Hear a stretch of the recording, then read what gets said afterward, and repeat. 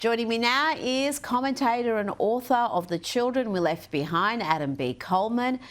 Adam, we'll get to the more substantive issues shortly, but how disappointing that those stars, soccer stars, couldn't just say what they thought, couldn't say the obvious, that men don't belong in women's sport.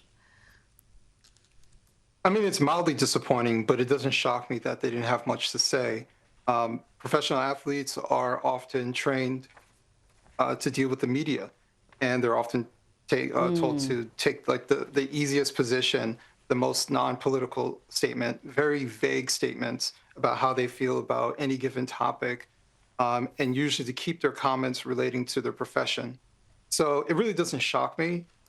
Is it disappointing? Yeah, but at the same time, they're not necessarily activists stating something that is obvious. I think everybody's face expressed how they felt was that, well, yes, women shouldn't be playing alongside them. There is a competitive advantage that men have over women, but they're just not going to vocalize it. So clearly no one objected to it. They just tried to deflect. They did. I think Trump was very nice in saying they were being diplomatic, but this is a 90-10 issue. You should be able to say something that's not particularly controversial to say. Men don't belong in women's sport. Now, Adam, this is astonishing. Nearly 70,000 individuals have signed up for a new US residency program called the Trump Card, which requires a $5 million investment to gain legal residency. So instead of a green card, this is called a gold card. That's a lot of money right there, 5 million times 70,000, and it's not even been implemented yet, and you've got that many applications. Yeah, and actually they want a much higher goal. They're looking at potentially very quickly, once it becomes available, having 100,000 available. Trump has stated that he wants 1 million. Wow.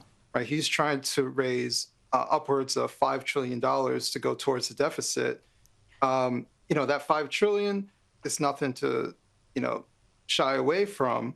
But at the same time, our deficit is upwards close to $40 trillion. So it's to chip away at the problem. But there are a lot of questions as far as, will this be economically sound? Are there any sort of repercussions? Are we just attracting one particular class of individual to come in, assuming that they're going to stimulate the economy, rather than just find a place for them to lay their head?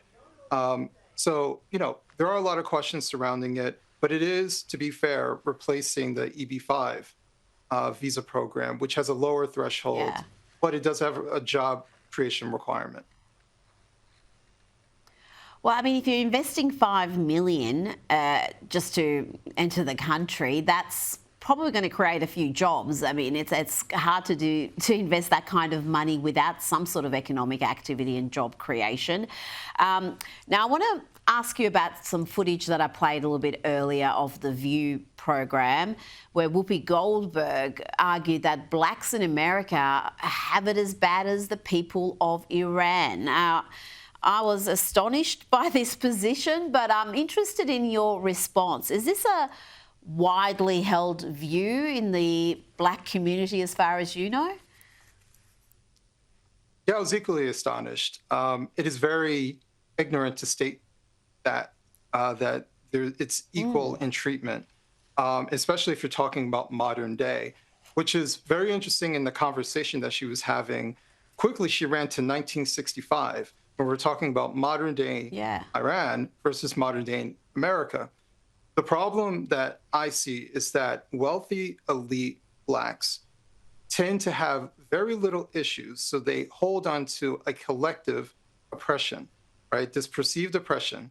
Meanwhile, they always avoid how comfortable their life is. Whoopi Goldberg is a multimillionaire. I would be willing to bet that she lives a very luxurious life, and she's around people who look like her and don't look like her on a consistent basis. And the amount of oppression that she deals with is incredibly minimal in today's standards, right? I can't speak for how her life was in the 80s or in the 70s, when she was very young. But today, it's very comfortable. And she has to go to some sort of group oppression because her life is lacking that oppression. So much of this is honestly just pathetic. It's very sad to see someone who is so privileged. She should be the success story, but she has to feel some sort of compulsion to adhere to a group narrative that doesn't fit her life. Adam B. Coleman, thank you so much for your time tonight. Thank you.